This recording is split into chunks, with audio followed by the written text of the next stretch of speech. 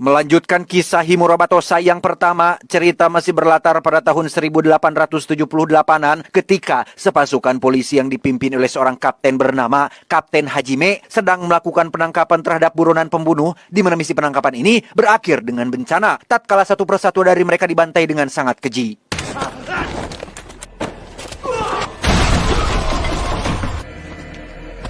Dan ya, inilah Shishio Makoto, seorang samurai pembunuh yang masih satu angkatan dengan Kenshin, di mana Kapten Hajime hanya bisa terdiam saat melihat seluruh anak buahnya dibelem hidup-hidup tanpa bisa menangkap Shishio yang ternyata berhasil kabur.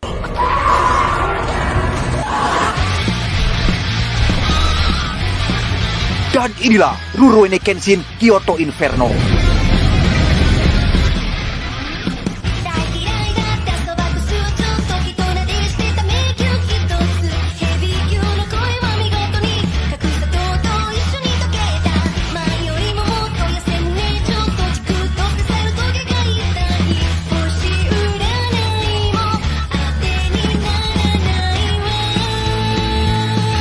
Dan kisah masih akan berfokus pada jagoan kita semua. Siapa lagi jika bukan Kenshin Himura, seorang legenda yang sangat-sangat terkenal bahkan setelah 10 tahun pensiun dari profesinya. Kenshin masih saja diburu oleh beberapa samurai yang berambisi untuk mengalahkannya demi bisa menjadi yang nomor 1.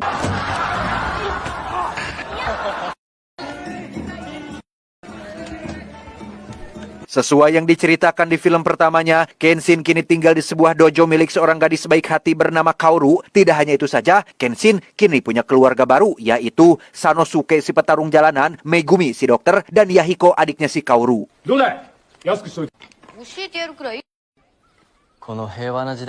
Tak lama muncullah seorang inspektur utusan Pak Menteri. Beliau mengatakan bahwa saat ini sedang ada masalah yang sangat-sangat urgent dan Kenshin diminta untuk ikut menemui sang Bapak Menteri ke kantor.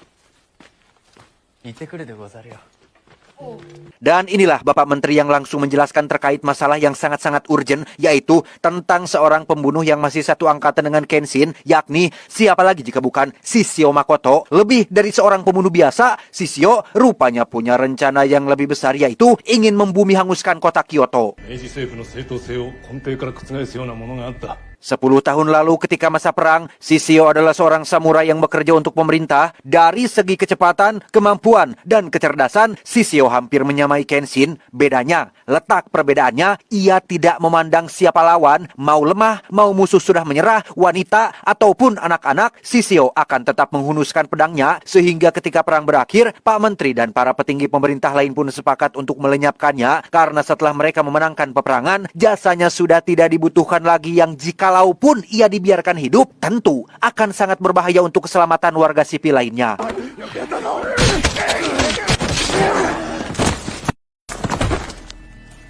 Tidak hanya ditusuk rame-rame, Shishio juga dibakar bersama dengan para prajurit lain yang gugur. Namun takdir tampaknya berkata lain. Salju turun lebih cepat yang membuat apinya padam. Dan luar biasanya, Shishio masih bertahan hidup dengan tubuh yang dipenuhi luka bakar. 10 tahun Kenshin menghilang dalam pertobatannya. Selama itu pula lah Shishio merekrut para tentara bayaran, samurai, pendekar, dan ahli bela diri terhebat di Jepang untuk mencapai satu tujuan, yaitu membalas dendam kepada pemerintah yang dianggap telah mengkhianatinya.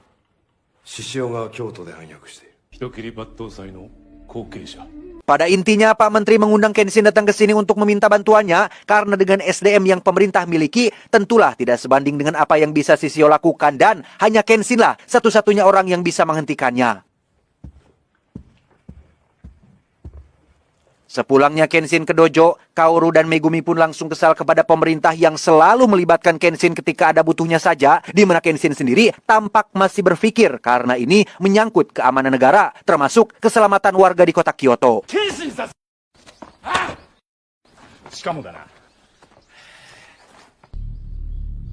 Beralih ke Pak Menteri yang sedang dalam perjalanan menuju Samsung Electronic Shop, di mana salah satu anak buah Shishio yang bernama Sojiro pun tampak berlari dengan sangat lincah dan berhasil menghabisi Pak Menteri di dalam keretanya.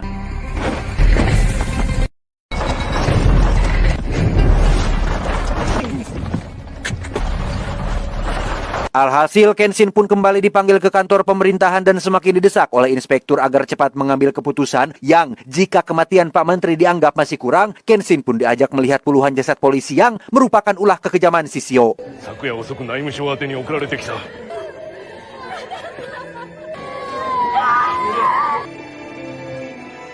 Pada akhirnya, Kenshin pun setuju untuk pergi ke Kyoto demi menghentikan aksi Shishio, di mana Kaoru yang sebenarnya keberatan pun tak bisa apa-apa, karena itu adalah pilihan Kenshin sendiri.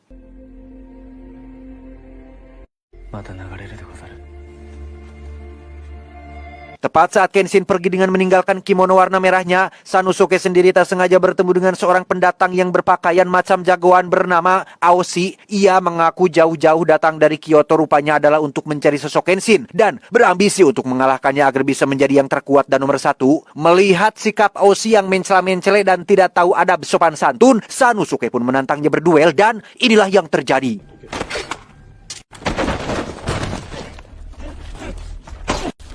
Dan ya, tampaknya Aoshi bukan pendekar sembarangan. Sanosuke pun dihajar habis-habisan sampai babak belur. Beruntung ada Megumi yang datang tepat waktu, sehingga Aoshi langsung menghentikan pertarungannya.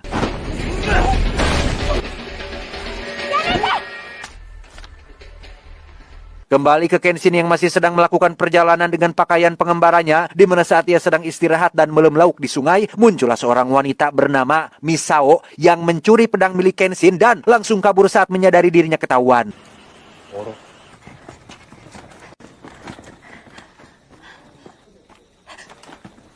Dan ya, Kenshin tiba-tiba saja muncul di depan Misao dan itu bukanlah hal yang mengejutkan karena seperti kita tahu, Kenshin terkenal dengan kecepatan dan kelincahannya sehingga tak sulit bagi ia untuk bisa mengejar Misao yang boyot ini.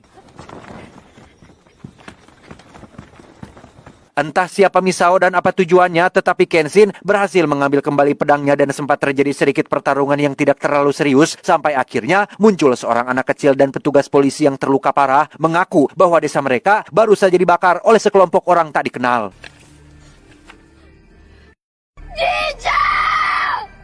Setibanya di desa yang dimaksud, alangkah terkejutnya Kenshin dan Misao saat melihat desa itu sudah hangus terbakar. Berikut dengan kedua orang tua si anak kecil yang digantung pada pohon. Tak lama muncullah sekitar 30 orang preman yang menjadi pelaku pembakaran ini, sehingga Kenshin merasa perlu untuk menghadapi mereka semua. Dan ingat, Kenshin adalah praktisi pedang yang menguasai sebuah teknik bernama Hiten Mitsurugiryu, seni pedang kuno yang memungkinkannya untuk mengayunkan pedang dengan kecepatan luar biasa, bahkan sebelum lawan punya waktu untuk bereaksi, yang andai kata pedangnya bukan pedang mata terbalik alias Sakabato, niscaya ke-30 preman ini akan langsung modar saat itu juga.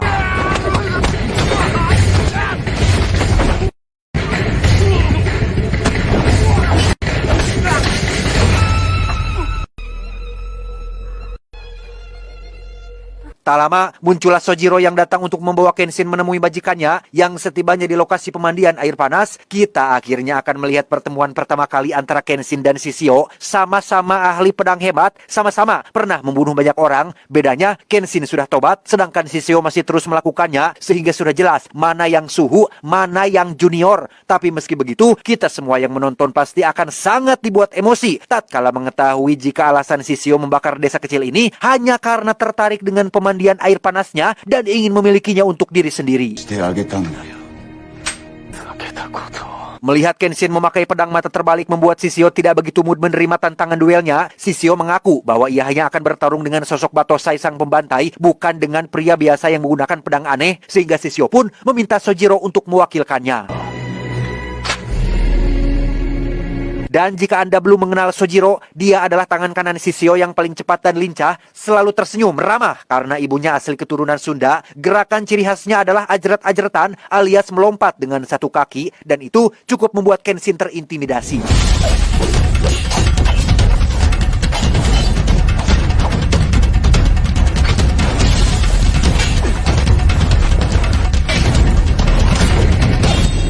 Dan ya, pedang mata terbalik Kenshin pun akhirnya patah oleh seorang bocah yang suka nyengir wae, yang karena tidak seru bertarung tanpa pedang, Sojiro pun pergi begitu saja tanpa menyelesaikan pertarungannya.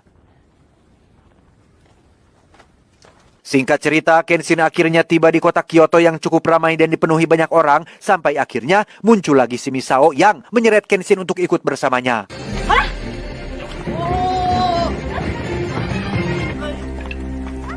Kenshin dibawa menuju sebuah penginapan yang dimiliki oleh seorang kakek bernama, kita panggil saja si tetua. Ternyata beliau ini adalah seorang ninja sekaligus mantan ketua pengintai ketika masa perang dan saat ini fokus mengembangkan bisnis penginapan untuk menafkahi keluarga dan seluruh anak buahnya. Dari sekian banyak anak buahnya yang sudah pensiun, ada satu murid terbaiknya yang masih terjebak dalam masa lalu, yaitu Aoshi. Semasa perang, ia kehilangan seluruh anak buahnya, benar-benar kehilangan semuanya, tak ada yang tersisa satupun. Setelah perang usai dan ia tidak punya teman, Aoshi sempat kehilangan tujuan hidupnya, sampai pada satu titik, ia mendengar ada sebuah nama yaitu Himura Batosai, sang pembantai, dan mulai berambisi untuk bisa mengalahkannya, agar bisa menjadi yang terkuat, terhebat, dan nomor satu di dunia persamuraian. Keesokannya, Kenshin pergi ke salah satu kediaman sang pembuat pedang terbaik di Jepang, termasuk orang yang juga sudah membuatkannya pedang mata terbalik. Maksud hati ingin meminta dibuatkan pedang lagi, Kenshin tapaknya harus pasrah tatkala anak si pembuat pedang yang bernama Samsul mengatakan jika ayahnya sudah lama meninggal dunia, sehingga mau bagaimana lagi, Kenshin tidak bisa berbuat apa-apa kecuali pulang dengan tangan kosong.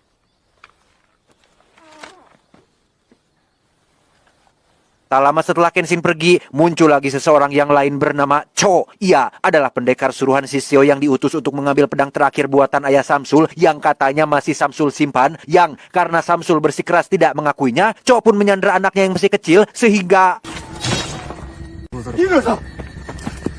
Ya, Samsul dan istri pun meminta tolong kepada Kenshin agar selamatkan anak mereka. Berlokasi di sebuah kuil, Kenshin pun meminta Cho untuk jangan libatkan anak tak berdosa yang dengan hanya bermodalkan pedang buntung dan sarung pedang yang terbuat dari kayu, Kenshin pun menghadapi Cho yang dengan begitu semangat melakukan pertarungan tersebut.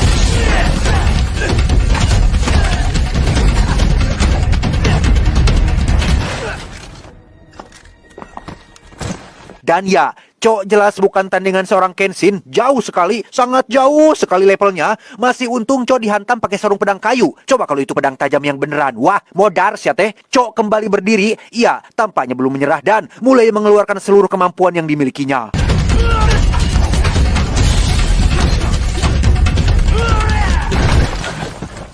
Kenshin sempat terkena tendangan yang membuatnya terlempar. Melihat Kenshin kesulitan karena tidak punya pedang dan pengorbanannya mempertaruhkan nyawa demi sang anak, membuat Samsul akhirnya simpati dan segera pulang ke rumah untuk mengambil sesuatu yang tidak lain adalah pedang terakhir buatan ayahnya.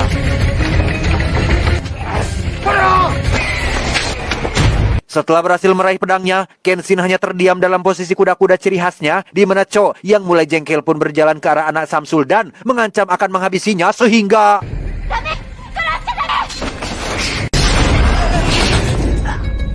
Ya, bertepatan dengan Kaoru dan adiknya datang menyusul, Kenshin terpaksa harus membunuh lagi demi menyelamatkan nyawa orang lain. Namun kejutannya, pedang terakhir yang dibuat oleh ayah Samsul ternyata adalah pedang mata terbalik yang memang ditujukan untuk seseorang yang ingin punya pedang, tapi bukan untuk membunuh seseorang.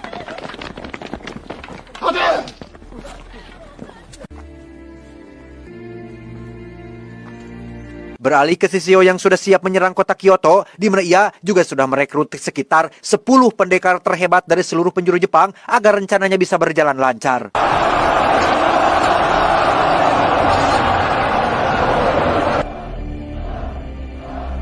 Cho sendiri ditawan di kantor polisi dengan Kapten Hajime yang secara langsung menginterogasinya tanpa paksaan dan siksaan. Cho dengan mudahnya memberitahu tentang rencana Shishio, yaitu ingin membakar habis seluruh kota Kyoto pada malam ini juga.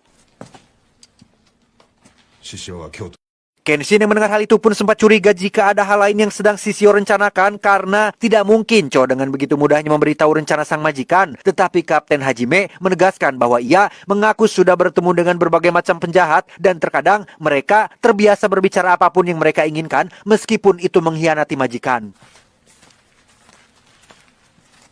Tanpa buang waktu, Kapten Hajime dan seluruh polisi pun langsung bersiap, termasuk si tetua dan anak buahnya yang bersedia ikut kerjasama melindungi kota tempat tinggal mereka. Yang tepat saat anak buahnya sudah bergabung dengan para polisi dan yang lain, tetua sendiri harus dialihkan perhatiannya oleh kemunculan si Aoshi yang baru pulang. Sebenarnya agak beban dan merepotkan. Di situasi genting seperti ini, Aoshi benar-benar hanya jadi sosok yang ngaririweh, bikin rebet, gaje. Bukannya fokus pada hal yang lebih penting, malah terus saja mengurusi ambisi tidak tidak jelasnya itu, apalagi ketika mendengar tetua sempat mengizinkan Kenshin tinggal di penginapannya, Aoshi sangat-sangat marah dan kesal kepada tetua hingga mereka berdua memutuskan untuk berduel.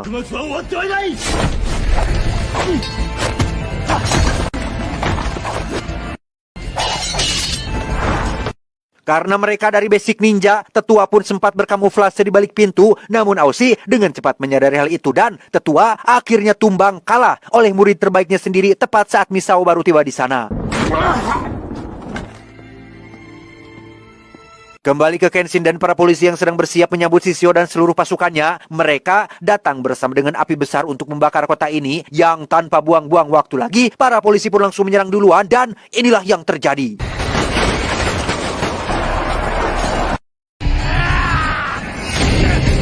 Tak hanya Kenshin, Kapten Hajime, Sanosuke, dan para polisi, Kaoru dan adik pun ikut berkontribusi dengan memperkuat posisi pertahanan di bagian belakang. Dari semua orang yang bertarung, tentu saja yang paling menonjol adalah Kenshin itu sendiri. Di saat yang lain baru menumbangkan 1, 2, 3 musuh, Kenshin sudah mengalahkan hampir 50 orang lebih. Kenshin meminta Kaoru untuk sembunyi saja karena ini terlalu berbahaya untuknya. Di mana pada saat yang sama, Shishio pun muncul untuk memancing Kenshin datang kepadanya dan...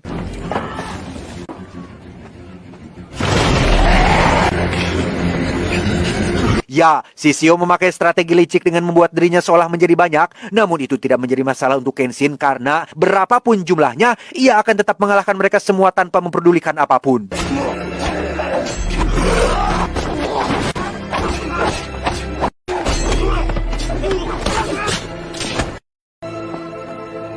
Pada akhirnya, mereka semua pun menang dan berhasil mengalahkan seluruh anak buah Shishio yang tanpa sepengetahuan Kenshin, Sanjiro berhasil menculik Kaoru yang sedang sendirian.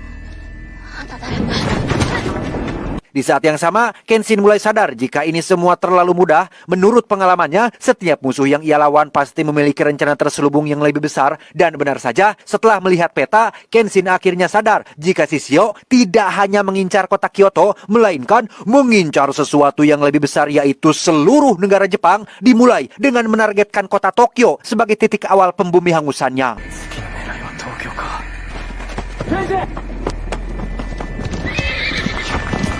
Melihat Kaoru dibawa oleh Sanjiro, Kenshin dengan cepat melakukan pengejaran dan... Tepat saat kapal besar Shishio akan berlayar, Kenshin dengan cepat turun dari kudanya dan loncat ke atas kapal, yang untuk kedua kalinya, Kenshin akhirnya bertemu lagi dengan Shishio dan seluruh pendekar terbaiknya yang sengaja disimpan untuk nanti menyerang kota Tokyo. Melihat Kaoru jadi tawanan, Kenshin pun mendadak jadi lemah dan jauh dari kesan seorang Batosai. Hal itu membuat Shishio menjadi kesal karena yang ia inginkan adalah sosok Batosai si pembantai. Sehingga untuk memunculkan jiwa-jiwa pembunuh dalam diri Kenshin, Shishio pun menyuruh anak buahnya untuk melempar Kaoru ke laut dan...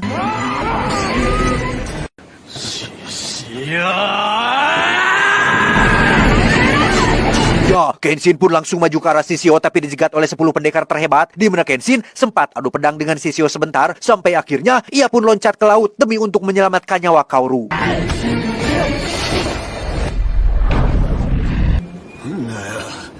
Keesokan paginya, Kenshin ditemukan terdampar di pinggir pantai sampai akhirnya muncul seorang nelayan yang menolongnya. Entah siapa nelayan ini, tetapi dari raut wajahnya, ia jelas bukan orang sembarangan dan tampak seperti sudah mengenal Kenshin sebelumnya. Lantas, apa yang akan Kenshin lakukan selanjutnya dan bagaimana nasib Kaoru yang dilempar ke laut?